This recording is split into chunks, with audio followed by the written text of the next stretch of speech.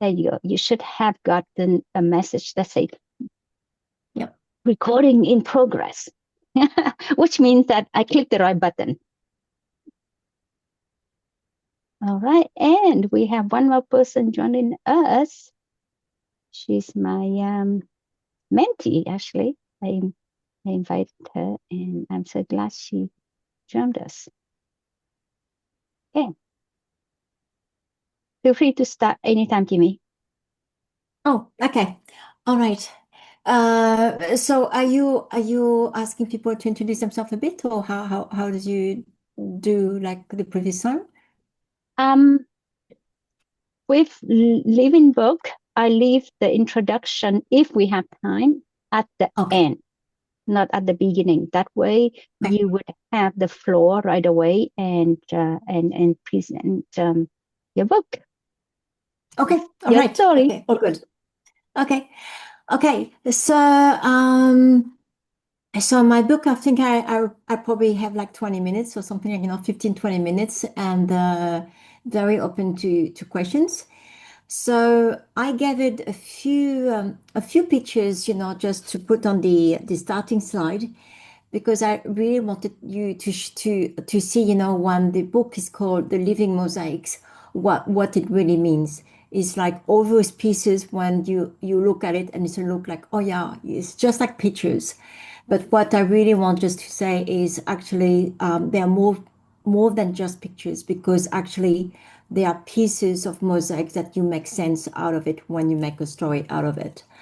So um, so really the story today about, a story of voice, of identity and leadership.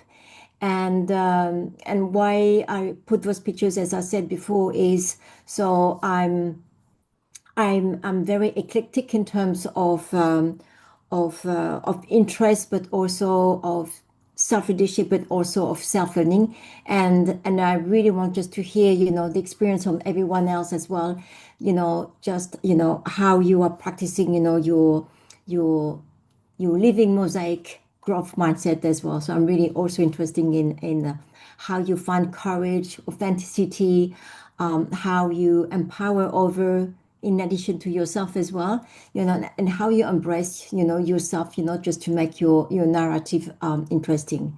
So the pictures with the in the middle here, where you have the big what call it the hand drum, my grandma, my in-laws call it, the wok. I just discovered this, like a year ago, and I absolutely love it. It just make music like angels. And it's like for angels, and also like music receiving by angels. And why I really want us to say that today is because it gives me that sense of peace when you live in chaos. And my life for the last, many, many years had been a bit chaotic, like everybody else's life. But I have to say, sometimes when you have a mosaic life with plenty of things everywhere, you just need to find something which actually ground you. So for me, it's traveling. For me, it's also, discovering music, and that is definitely, my thing. So, so voice identity leadership is really what I really want to talk about. Okay, so everyone in this room, like absolutely everyone in this room, we have a multifaceted culture, uh, image of ourselves, image for others, but image, for who we are as well. And for me, that's very important that we embrace that voice of many type of identities, because this is how we lead others, but this is also how we lead ourselves. So, and I think it's very important that we recognize the beauty of who we are by embracing all those mosaics of cultures that we're having. We all Vietnamese in this room, or Filipino in this room as well, and something else.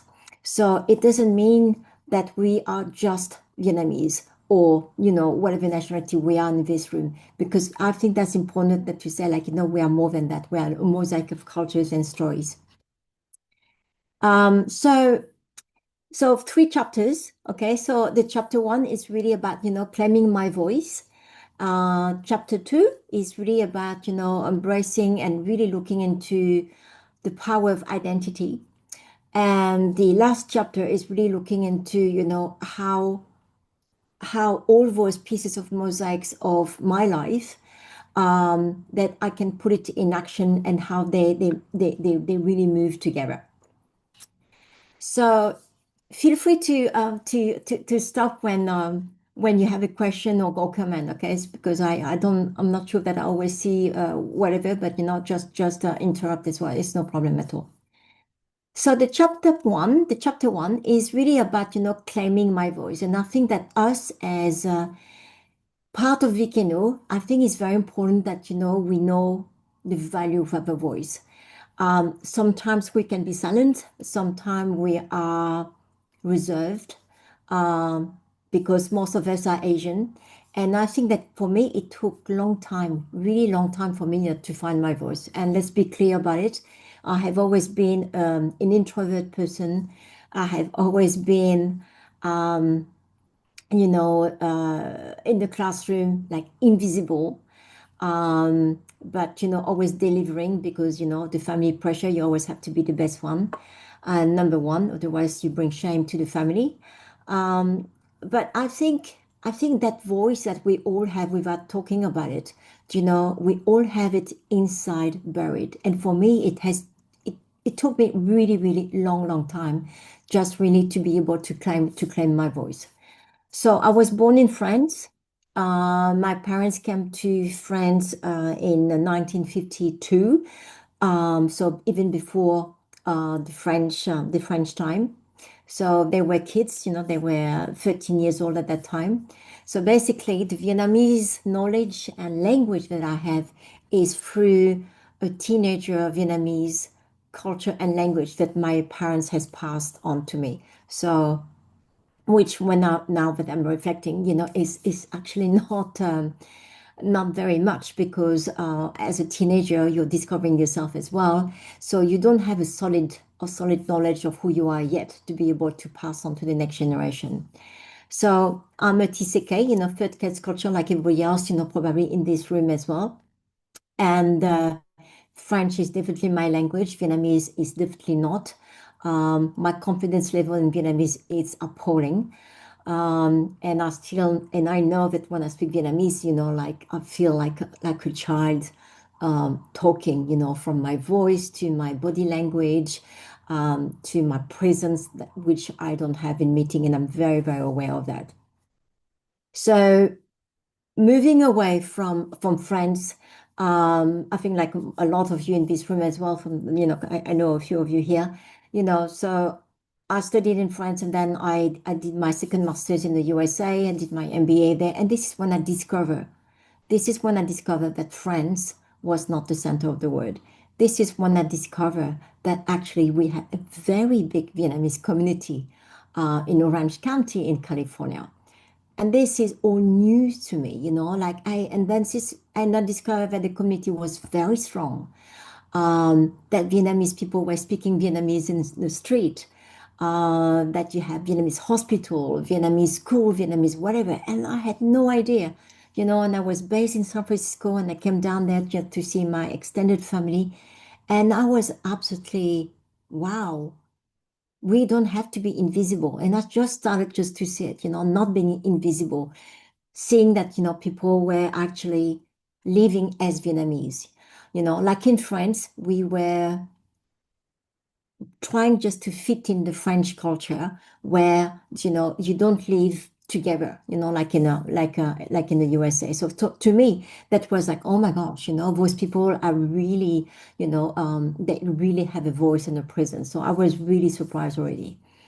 And then I moved, in many countries for work, from from Japan to Hong Kong, to China, Cambodia, and whatever. And all those differences of work, um, but also the living style, the lifestyle, and how people live their life and their work there was very different. It was actually quite shocking for me, because when you're in your 20s, you discover a few things, and question a lot of things, and then you discover yourself as well.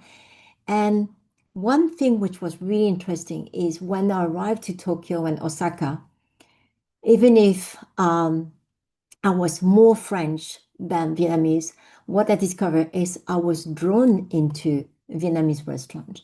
This is where I was drawn into, the Vietnamese community in Japan. And we're talking about 30 years ago. So Vietnamese people in Japan at that time were very highly regarded. And you had that kind of very intimate connections. Oh my gosh, I'm from Vietnam. And then the Japanese people say, oh my gosh, this is amazing that you are from the country which has won the war, from America. And that was really interesting that, you had that kind of pride at that time, even me, if I didn't know much, but you had that kind of pride that people were giving you because of the feedback that they had. And that was really new to me, especially when I was 20 something, 24 at that time when I was in Japan, 25. So this is all this was evolution. And now looking back, and I can see that, that sense of having that hybrid in myself give me strength, but not limitation. Like when I was in France, so maybe for other people who are from France here, they might have a different experience. But for me, from France at that time, I had to be invisible. I couldn't cause any waves. I have just to be quiet, obedient, um, accepting everything, not questioning anything. And that was really my quiet voice at that time. And then as I went overseas, this is when I discovered that actually, that was another way of being Vietnamese and French and something else. So I really started to really discover that, which really gave me a lot of things. Um, and then when I was I wanted really to talk about, that TEDx talk here. So I'm a bit jumping here, but what I wanted to say here is, I found my voice.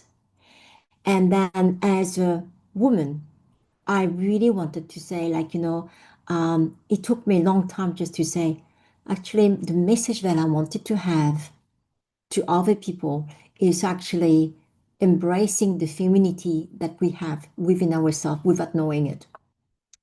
And the feminine intelligence, the feminine quotient, the FQ TEDx talks that I did, which was my first one, that was actually during COVID. I was going to go to Malaysia, at the invitation of the Monash University, but then with COVID, we couldn't do it. So then we recorded, in a studio at Vietnam Works here in Ho Chi Minh City. And to me, that was very important that I did it. That was when I was saying that I found my voice. And I don't know about you, but sometimes you have stories which shape your confidence.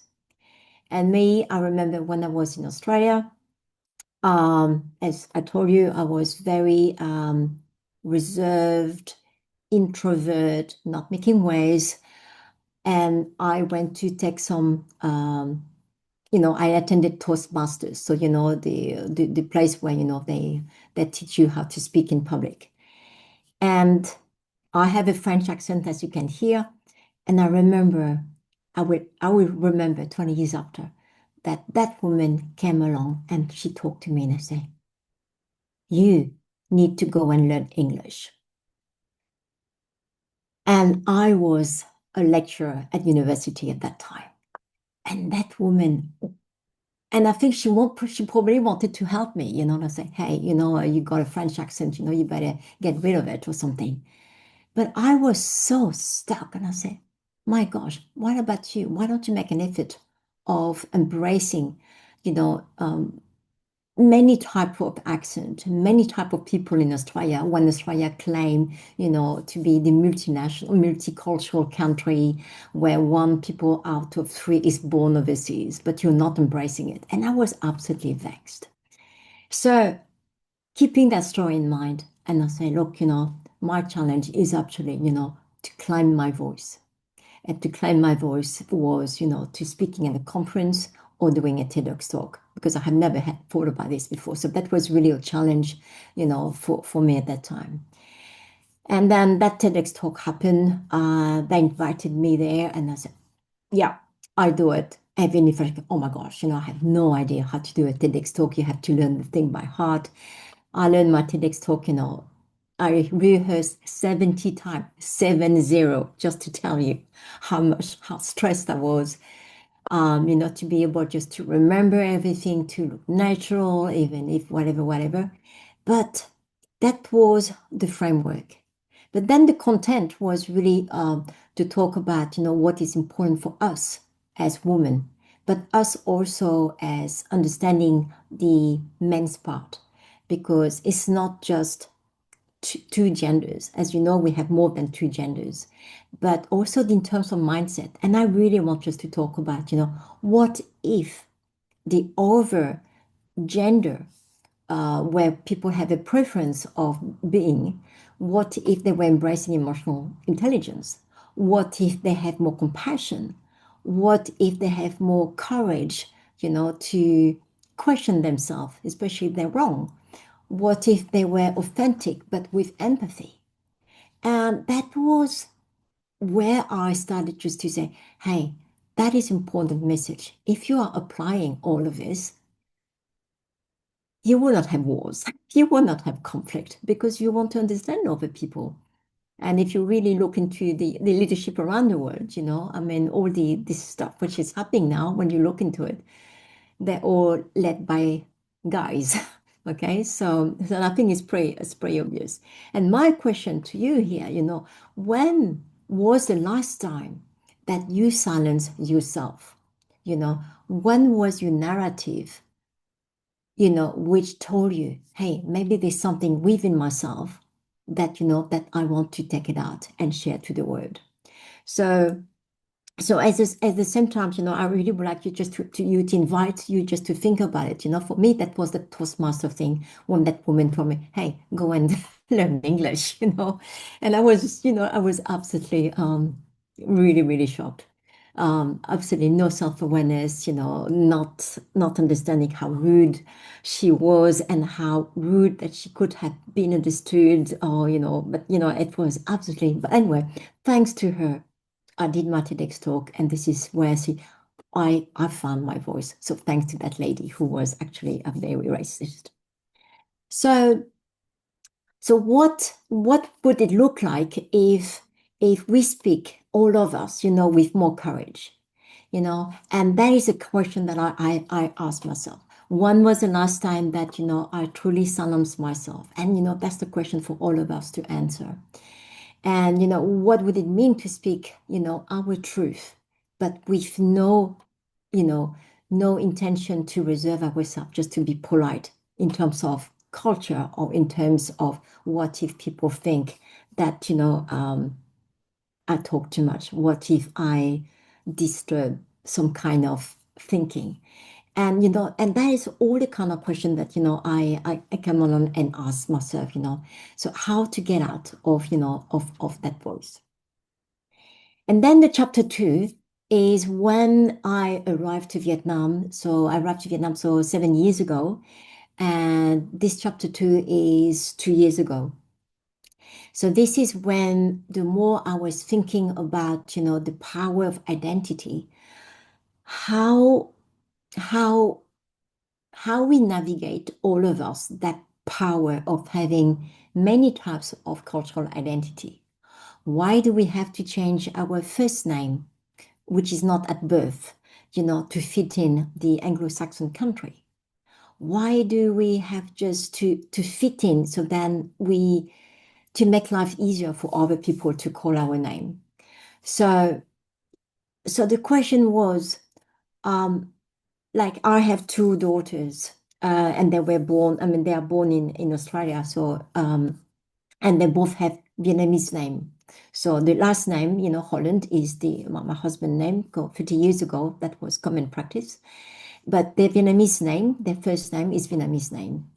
And at school, the teachers and the student ask my two daughters, and that time they were 6 years old, to change their first name from Milan, which is super easy to say, and Mayan to something else. And they were only 6 and 7 years old. They came home and they said to me, and they say, this is a request from the teacher to change name, so then it's easier, for them to remember who they are. And I remember and asked my two daughters, and I say, what do you think? What do you want to do? Do you want to change your name, to be like everybody else, and choose your name, or up to you? I didn't want just to say anything. And as a coach. And then Milan say, why should I make their life more easier when actually they are teachers? They should make an effort of understanding who I am. And when she told me that, I said, my gosh, you're only 6 years old and you're talking like this already. I wonder what you're going to be when you're going to be 20. And she came back the next day and she said, I refuse to change my name to make your life easier. And we had a call from the school calling me how my daughter was insolent.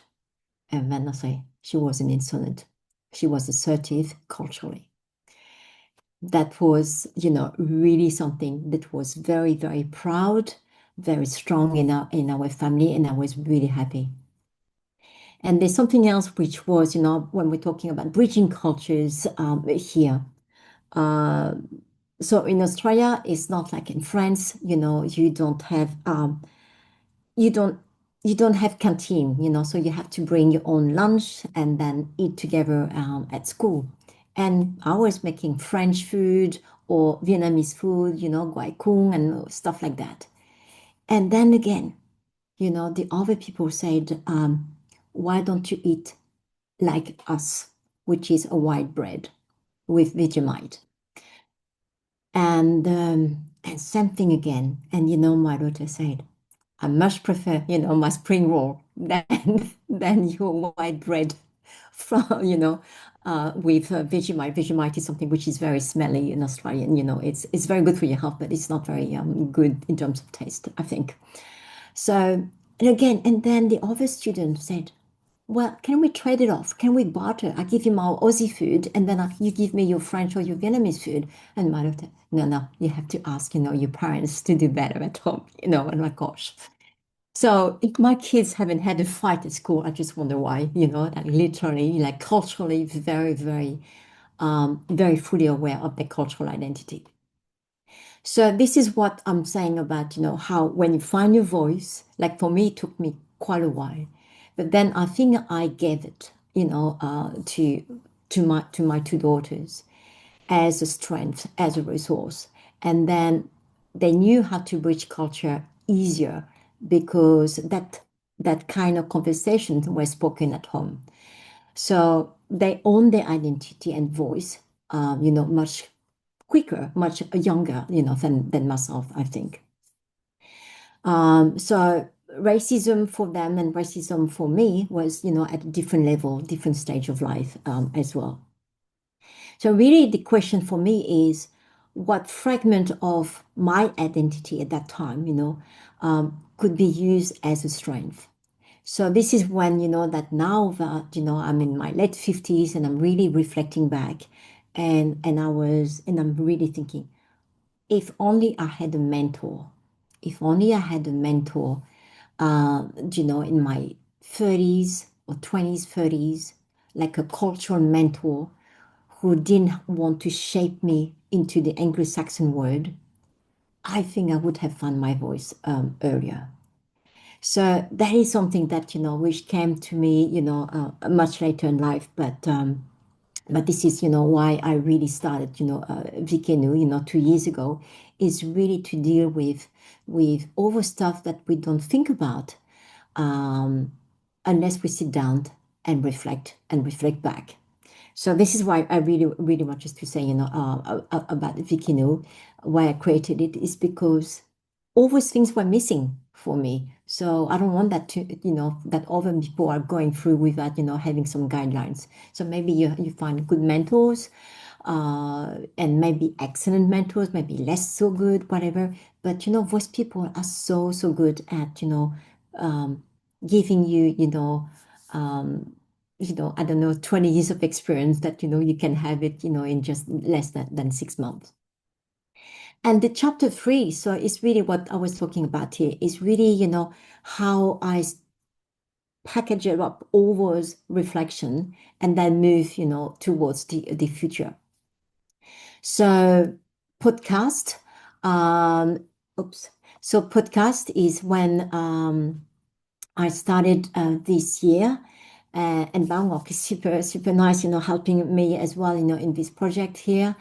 And it's really giving the voice for women in Vietnam to have that safe space to be culturally aware and proud of and passing on to people who can listen to them.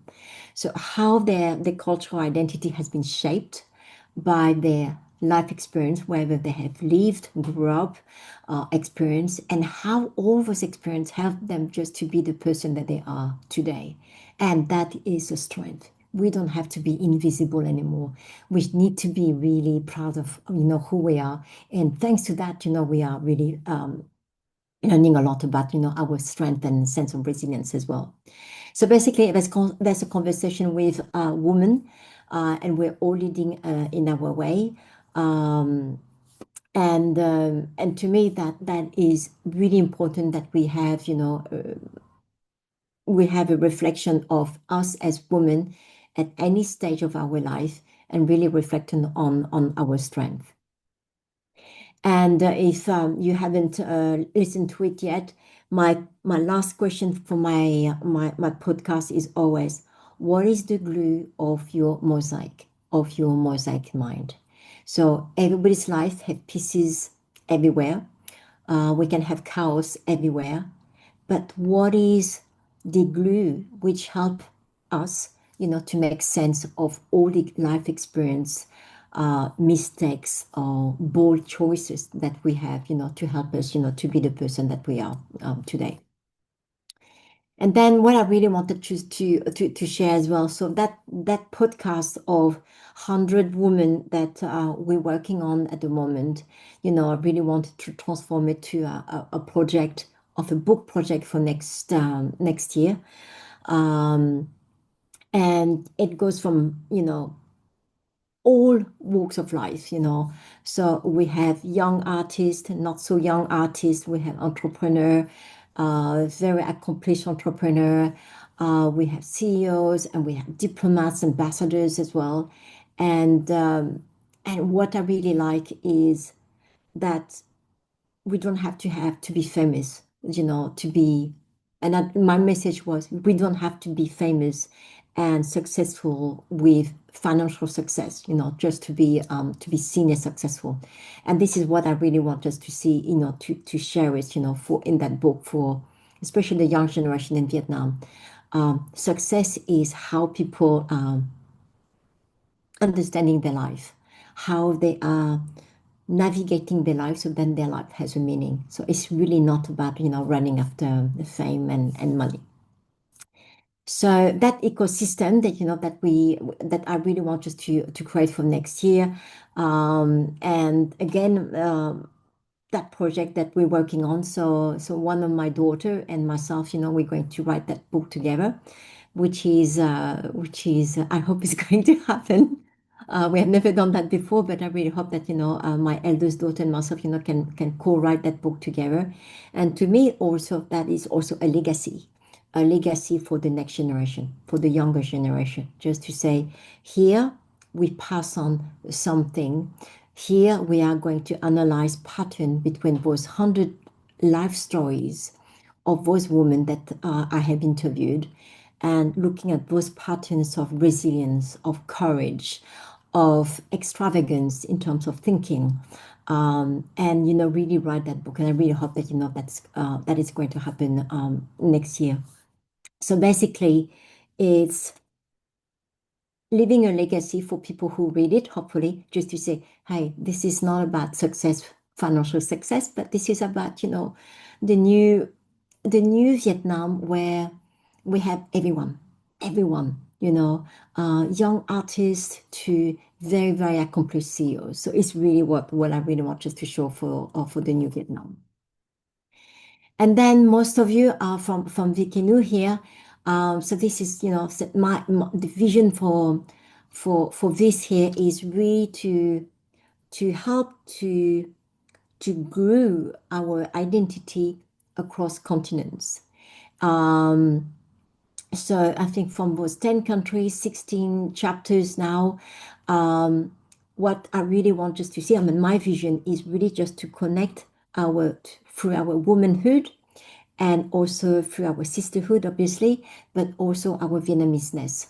So it's not a business network. It's really about connecting through our cultural identity and really solidify and strengthen, that cultural identity that we all have, but sometimes at times at stage of our life, maybe we don't always find the, how do you say, find the value of it. And that is really for me, that's super important, for this project. And I really hope, we can properly register it and have it everything happening, with mentoring and retreat and all those things, the vision that we have, because to me that's very important that we have a collective growth, um, because we are so divided, around the world, and if us we can make it together, make it together here.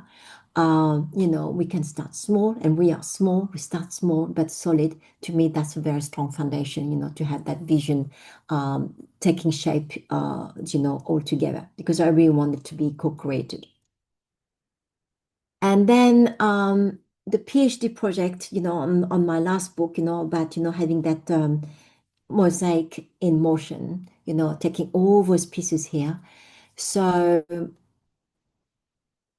how do you say? It sounds ambitious, and even my husband said, "Oh my gosh, that's very ambitious. You're having so many projects already, whatever." Um, yes, that's true, but to me, it's not about a title. And of course, obviously, I won't say that to the university that I am trying to enroll. Today, I just signed some paper, and I just sent some paper to the University of Portugal in Lisbon. So that was my first step, but they won't need to know. But maybe I won't finish it. And my aim is not to finish my PhD. My aim is actually to do the research, to understand what's happening with us, as a Vietnamese diaspora in terms of identity for women. How is it to have hybrid identity, hybrid cultures, and what it means, to have that feminist leadership. So to me, that is more important than finishing it. And obviously, I won't say that to the university. But to me, it's like embracing a moving project so that everybody can contribute as we go. So maybe, having that book which help, and those podcasts will help, but definitely, having that community of Vikinu together will really help, just to leave a legacy, for especially the next generation. And I know that I talk a lot about the next generation, because I really want the next generation to find clarity, um, and not to be lost, because they have enough um, support, mentoring, elder sisters, to help them to find their own voice. So in conclusion, uh, you know, that is what I was really looking into. So everybody's life is a book, but sometimes when we stop and say, which chapter am I writing today? Which chapter do I want to add stories and spices to it? And what stage of our life, do we want to do it? And for me, that's a very important question that, I ask myself quite often. And all all what we have today, the story which are untold, the voice unheard, the invisibility, as women, as I mentioned before, when we are creating all together, we do create a mosaic together. And then this is where it really makes sense. So to me, claiming our voice, it's very important to it's very important to to to to be intentional about claiming our voice. Otherwise, we stay invisible. We don't want, it's not about being loud and having an exuberant personality or exuberant voice. It's not that, but it's actually allowing, our voice from within, inside, um, which needs to be heard. But the first person, to hear it is really ourselves. So yeah, so I've done my oh my gosh, my 40 minutes. So we have time for questions and whatever. So yeah, so back to you, Tina. Thank you, Jimmy. To be honest, at the very beginning, when you say, "Oh, your presentation will be around 20 minutes," Yeah, in my head, you I'm always like, finish. going to be that short? Maybe I took more, Never mind. longer. Never Too mind. slowly. Never mind. Anyhow, the floor is now open for questions, ladies. I would love to hear from you, and or better, to hear and see you on the screen. So go ahead and raise your virtual hand, or your hand if you're on this on camera, and let us know about your questions. And feel free to speak up, because if you don't ask, I will ask. And as the host, I should talk less.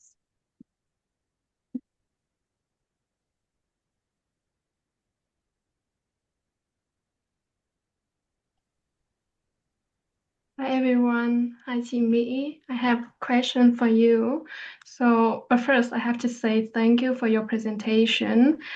This is very inspiring and very bold story from all the photos that you give us, and also from what you have said about your mindset and the Mosaic book. And yeah, I I want to ask, in your whole life, have you ever doubt about your identity, or have you ever had an identity crisis since you are a Vietnamese who was born in France? Well, to be honest, all the time. Okay, like literally all the time. And I think that the reality is, wherever you are, if you haven't found your home, you will have that kind of crisis. Um, and and I think that's very important, when I was talking today, about finding your inner voice. I think it's super important to create your own home because this is where you feel comfortable. Um, you know, like now coming to Vietnam, I feel like home, even if my Vietnamese is appalling, even if my Vietnamese culture knowledge is absolutely appalling. I can't even read literature. So basically, I don't understand Vietnam. But my heart is saying that I feel at home. Um, I feel safe. Um, and I think that's the kind of thing that we need to recognize, that when you feel safe is when you feel home. um, when I go back to Australia, when I go back to New Zealand, when I go back to other countries where I was living, um, even if I speak, if I understand the system, whatever, um, you always have people who always ask, where are you from? And then, where are you really from? No, no, no, it's not that place. I mean, like really, really, really from. And I say, mate, it's this is, you are not, it's not legal to ask this question in Australia, by the way. But people are so unaware of cultural politeness and cultural code, that makes me feel so uneasy. And I give you an example which will shock everybody here.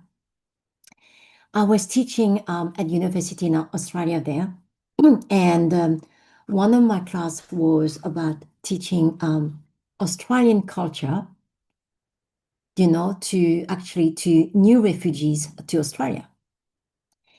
And interestingly, I knew the Australian culture better than the Vietnamese culture. Can you believe it? So I could teach, you know, the Australian culture, even if I wasn't born there. But it was an academic degree, so of course I knew Australian culture very well. And one of my students, like 3 times, 4 times in a row, always arrive late. And I say, why are you arriving late to my course all the time? You know, because we have to wait for you, extra. And she said, but I can't arrive earlier. And I say, but I know your address because I got your file. You don't live far from the campus. It's across the other side of the river. So you just cross the river, the bridge, and that's the campus. It should take you 10 minutes, not half an hour. And then she said, but Miss Holland, you're Asian. You will never get it. You are higher in the race than me. That girl was from Afghanistan. So she was wearing the hijab, the hijab. And I said, so what do you mean? And she said, people are throwing rocks at me if I cross the bridge. So I have to walk all around the campus, which is very big. So then I can arrive from the back door and not having people throwing stones at me. And that is Australia. And I'm like, wow. So when she said my race, Asian race, is superior to her race because she was Islamic, you know, I mean, not Islamic, I mean, religious Islamic, but, you know, she was from Afghanistan. I was shocked. I was shocked. So for her, she said, but to me, that's okay. It's home here. I'm not going to get killed tonight. I'm looking at her like, this is Australia. You should be safe. Those guys call the police. They should be in prison. But for her, home is not to be killed. And that is Australia for you. So, you know, when we're talking about crisis identity, I think like us, we're talking like at a high level, you know, where am I? Who am I really? You know, am I more Vietnamese than more French and more Australian, more whatever? And then that is something that we can navigate. But when I hear stories like this, which have shaped me because I have changed my course, my classes after that story from that Afghani girl, because I have not realized what home was, what safe was. So for her, you know, her identity crisis, she didn't have one. For her, that was important, just to be safe and not being killed by somebody who just throwing stones at her because she wanted to go and study at uni.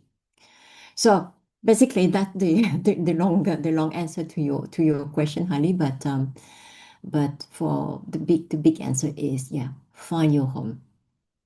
Yeah. Jimmy, before we move on to the next questions, I think we can stop sharing your screen, right? Yeah. Oh my gosh. How do you do that? Yes. And ladies, before I forget, may I invite you to come on camera so that we can take a screenshot? Good idea.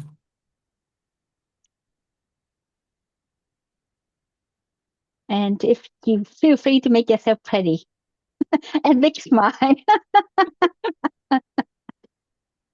Hey, ready? So look at your camera, all right? Make sure you do, because if you are in the middle of doing something else,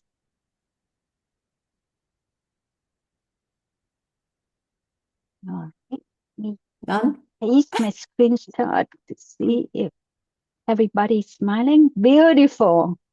Beautiful. Thank you. It's first shot and it's done. Thank you, ma'am.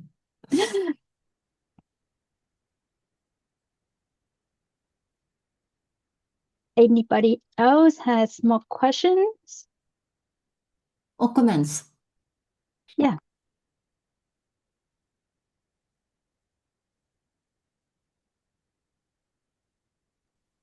I have another question. Okay. Hi. So you can go first. Yeah, I want to ask you something. Thank you for the speech, and thank you, Tina, for inviting me. Um, I want to ask, like, in different cultures or different environments, because you've been through so many countries, right? Do you feel like part of your or some of your identities are suppressed in some way in certain environment? And do you find like some other identities might shine brighter in those environments? So you choose to bring those out more, or like there's some parts that it's naturally suppressed somehow. And like how do you navigate? How do you choose per se, or like see where your real identities are? Yeah, wow, that's a very tricky question. So thank you. Um, do you know when I mentioned before the story of my two girls, uh, who told basically, the teacher, or get lost, I'm not changing the name just to make your life easier. When I heard that story, from a 6 years old kid, and I said, oh gosh, I'm learning from you. And realizing this, and I think that, they haven't repressed and they didn't have that conformity bias where I had to fit in, to be like everybody else. And to me, that was very important because I haven't realized that obviously I pass it on, to my two daughters. I haven't realized that. But when how, my eldest one expressed it so clearly at 6 years old, I'm saying, my gosh, I was so shocked, so surprisingly shocked, so pleasantly surprised, and shocked as well, when she said that. So we didn't have just to repress it, just to be able to fit in. And I think the complexity of us when we move around in many countries, and I know that moving countries has been tiring for them as well. Because you lose friends as well, and then you have to restart life again, and then you don't know if you want to invest in friendship again because you don't know, people don't know if you're going to stay or leave. So now when I meet somebody and I will say, hey, I'm staying. I'm not here for 2 years, 3 years as an expat because I had that toll, when I was living in other countries. And I was asked to say, how long are you staying here? Oh, 3 years. Okay. I'm not interested in you because I will be heartbroken when they leave and then their kids as well. And I had always experienced when I say, I don't want that again. And I can see also my two daughters now, they don't like airport. They hate planes. I mean, they travel, but they don't like it because I think they're a bit over it. But so this is what I'm saying, but identity also means a lifestyle which goes with it. Because somehow we will be drawn into where we are coming from, even if we're not from there. We will be drawn into it. We will be drawn to an ancestry of our grandparents, of the fathers who's born somewhere, and the mothers born somewhere, and the grandparents born somewhere. So this is where I don't think is healthy if we're repressing it, but I think it's normal, and we have just to open our heart just to go. Actually, my kids are also a quarter Irish, so I know in one stage of their life they will go and do a pilgrimage to Ireland, to Scotland, to New Zealand. So we have a lot of mix in our family. So it's a lot of money, but also a trip, for them to go. But it's important that they make that step by themselves, not me pushing them, and they will do it. So it's very healthy to embrace it rather than repressing because we want to conform to mostly the Anglo-Saxon Western culture that we all have. So when we open our heart to that, you're more comfortable within yourself. Like when I was saying that, I feel home here, and people always say, but you don't understand the system. You can't even know how to do paperwork, whatever, which I don't understand. But somehow I feel at home here, even if I don't understand the system, because because I need to know, like in Australia and France and New Zealand, whatever, I know what to do. I don't even have to think about it. I know what to do exactly. but it's not a struggle. It's normal. But here it's like, yes, that's right. I should know. So let me go and find out and be curious about it. And I think when you take it positively, you embracing a bit of yourself, which before they say, oh my gosh, it's another nightmare that I don't know how to deal with. And I think I passed that stage where I say, oh my gosh, another thing that I don't understand. And of course I have that all the time. Of course I had that all the time. And I'm still lost. but my mindset has changed rather than whinging about it, rather than, oh, you know, I'm not like that. Oh, okay, I don't know. Okay, let's go and find out, you know. And then you ask people to help you, and and then bang, okay, hey, where do I go? What do I say to them? I don't even know how to do a medical certificate last week. I had no idea what to tell them, and I was asking, what do I tell them? But the kind of thing which actually help you to be more of who you are without realizing that actually you are strengthening your cultural confidence. And I think this is where I'm at, is I'm strengthening my cultural confidence. So I'm not talking about the linguistic confidence, I'm talking about my cultural confidence. Yeah. So I don't know, what about you ladies? Because I'm interested in knowing too. Thank you, Jimmy. Mara, not to put you on the spot, but I would love to hear your share on this chat, on this talk. Sure, yeah. Sorry, I've been in and out. I have kids hopping out of bed and everything. But first of all, thank you, Chimi, for this beautiful talk. I always appreciate your stories, and I can really relate because I feel like you're Vietnamese that's been out, but I'm Filipino who's been in here. So it's kind of an interesting dynamic. I really appreciated your story about your daughters, stepping up and just kind of sticking to their roots. And because I saw that growing up a lot, I come from an international school background. So I came here when I was 7 years old. To everyone else who don't know me, I came here when I was 7 years old from the Philippines, and I studied at the International School of Ho Chi Minh City until I was in grade 12. And then I went back to the Philippines. I did not feel like I was home, and I wanted to return back to Ho Chi Minh City, and where I finished my undergraduate at RMIT.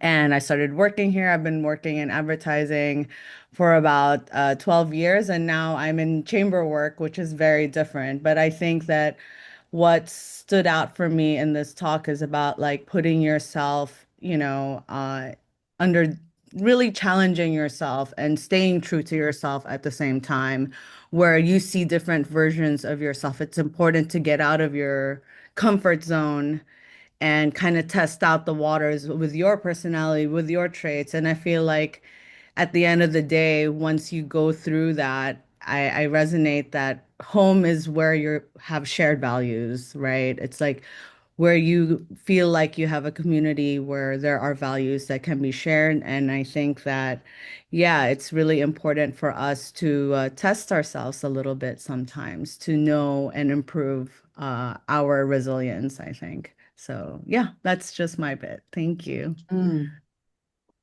Yes, test your resilience. Sometimes we don't need to be tested. Eris. Yeah. Hi everyone. I'm Eris. Thank you, Ji Mei, for your talk and for your presentation. I'm sorry I came in a little bit late. Um, for everyone who doesn't know me, I was born and raised in Saigon, and I moved to New York in 2015 for college. So I've been living in New York City for the past like 10 years. Ji Mei, my question for you is uh, in my experience, and maybe it's also the way that I consume the news that is presented to me, I hear a lot of very negative news about people who are marginalized, from every angle, basically. Like no one is safe. Like everyone is out for each other is kind of like the news that is like given to me, which I personally don't think is true. So my question for you, May, is do you have any stories that are um, kind of like uplifting moments for you that make you think and realize that the perspective on, um, I guess, like Western or Eastern societies it can be bogged down by like a strange kind of pessimistic energy. What are some more uplifting moments that you've had in your life, whether you've experienced it in Vietnam or Australia or the UK or the United States, if you've ever visited? Just so that it, like, the news are bad, but I don't believe that's true. I think there are also good news, but I don't know why I don't see it, if that makes sense. That's where I'm coming from. Thank you. To see the good news. Oh my gosh. I'm going to share you a story about Japan where I was living there for nearly 4 years, so 3 years in Tokyo and 1 year in Osaka. And as I mentioned before, that time, long time ago, I was only 25 years old. I was working for Kenzo, the designer, and Cartier, at that time. So, very fancy brand. And anyway, and I have studied Japanese. I had a bachelor in Japanese before, from France. So I kind of spoke Japanese. So when I was working for that company for 6 months, I had the best time ever as a work, as a colleague. The boss was the best boss, and she still is the best boss. Everything was fantastic. If you ask, if you ask me, oh my gosh, that was the best time ever that I was when I had a boss in all my career, because after that, it was all downhill from PwC through, all the other job that I've done. And I'm telling you why was enlightening is I was living in a bubble as a foreigner without knowing it. So I was speaking Japanese, I was learning Japanese, I was going to see clients, and everything was great. And I was saying, my gosh, Japanese society is wonderful, absolutely perfect, so polite, so whatever. And then I was very fluent in Japanese, like literally very fluent. I had job interviews, at that time as well in Japanese, and people thought I was Japanese at that time. And then one day at my company, my colleagues say, Mi-chan, in Japanese, okay, time is over. Now you're part of us. I didn't get it. And I literally, I didn't get it. And then the following day, they were so tough, so rude, so impolite. I had the real treatment as a Japanese that they are giving to a Japanese, not as a foreigner. And that taught me a lot. So when everything is so rosy, so pinky, so great, and then this is one after that, I reflected, when I left Japan, I said, when I go to another country, another company, whatever, if it's too good, what is it that I have not seen? And this is why, so I'm not going just to look for, the fake optimism stuff, on the news, whatever, but actually I change the glasses and kind of look and rewrite the story, the narrative of the news, say, well, they're focusing on the bad bit, but on the other side of the coin, what is going on? So the news give you a story, but then they don't give you the same story from the other side. And that was my learning. How can we unlearn just to see the other side, because we're not used to it? They give us what is easily digestible. So this is the kind of thing, that you learn young at that time, really long, but it still stays with me. Like I haven't forgotten that lesson. I have not forgotten that lesson. And to me, I'm very grateful, even if they were really rude. Believe me, they were really rude to me. Um, and my foreigner friends, like the foreigner, in Tokyo, and I say, oh my gosh, the Japanese are so wonderful people, so fantastic. I'm like, well, yeah, guy, because you're white skin, you don't get it. You just don't get it. So, so this is the kind of thing, same experience, but different narrative. So for your optimism story, you unlearn something, twist it, and then extract what is it that you think you can't see yet, and then you might see the good bit of it. And when the news are down, and because it's a lot always not very great news at the moment as well. So I don't know. I always read for the positivemedia.com. If you want to lift up your mood, you feel good about it because they're focusing on the really good stories. But then again, you can be in that positive bubbles and ignoring, the reality of life as well. But yeah, that's a very tricky question, Em. Thank you. Thank you.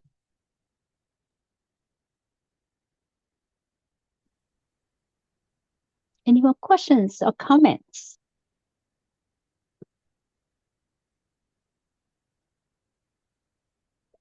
If I may share, in relation to what your children went through when they were asked to change their names, in order to make it easier for the teacher to pronounce.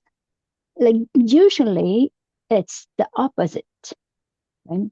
Vietnamese people living abroad, having Vietnamese name, and back in the old days, foreigners, well, I shouldn't say foreigners, but it's the other way around because the Vietnamese people come to the other countries. And the other people couldn't pronounce a Vietnamese name. It's the Vietnamese people who had to change the name, usually adopting a Western name so that they can integrate into whatever society they live in. Right? So the instance when the children were asked to change their name, it's kind of going the opposite way. The thing though, in my personal story, when I lived in Africa as a child, it wasn't about names. It was about the other children seeing me as a foreigner because my skin color was different from theirs. And they call me Tuab, which in their dialect means white. And that alone tells me that I wasn't accepted. Because if I was accepted, they call me by my name. But if one of the children referred to me as Cuba, I knew even then because I at that time I just arrived in Senegal and I haven't started learning the language yet. But part of me knew, like I spoke French then, but I wasn't speaking Wolof yet. I knew the moment I was being called a quote unquote white person, that was because they haven't accepted me yet as one of theirs. And it took a number of years for that label to go away. And I personally think it only went away after I somewhat become fluent in their dialect, because it's not a written dialect at that time anyway. And so I had a hard time learning a language that's not written. So it took me a little while to become fluent in it. And as soon as I start speaking the dialect, that label went away by itself. And that, to me, it was like me adjusting into their culture, their environment, their country. Because back in the old day, it was the other way around, right? The French people went, and just like the Spanish and the British and so on and so on, went and colonized different countries. It's the local people who had to adjust to the foreigner cultures. And in my case, it was the opposite. I had to fit in. And as a child, it neither wrong nor difficult. It was just what it was. And to be honest, back then, I didn't perceive any of the cultural difference. It's only way later that I realized that things kind of go a different direction for me. Okay. So you have to speak the language to be accepted, yeah? Yeah, like usually that's one of the first things, right? And for those of us who live in a foreign country, we know that the first thing that allows us to integrate, it would be the language. It would be hard to integrate into a society without knowing the language. Yeah. Well, when Tina, I come back to France, and people say, always comment on my French. Hey, your French is almost perfect. And I say, guys, I was born there. How dare you? So, yes and no, because you still have those bias. So, yeah. I find what Tina said really interesting because I believe in that too, that like language is part of culture. If you grow up in a culture, you inherently pick up things you can't learn in a classroom is the easiest way to say that. So that's something that I didn't grow up in the United States, but I just sound like I was born here.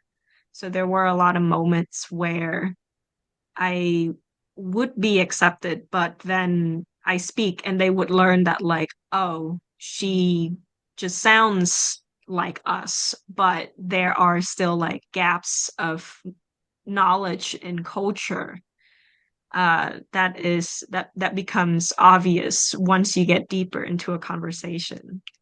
So it's very true, and like people can tell very fast. So that's very cool. I love what you said, Tina.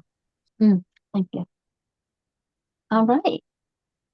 Any last comments, share before we wrap up today's meeting?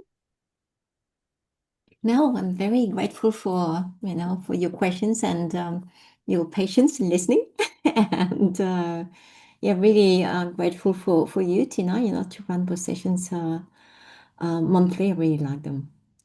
Well, it's always my pleasure to host this meeting because we walk away with so much more knowledge and connections, right? Sometimes we don't pay attention, but it takes time to build connection, to build relationship, and life as it is, we never know when we need a relationship to be in good terms. It's not that we establish relationship for the purpose of taking advantage of it, but life is life, right? And as humans, we all need each other.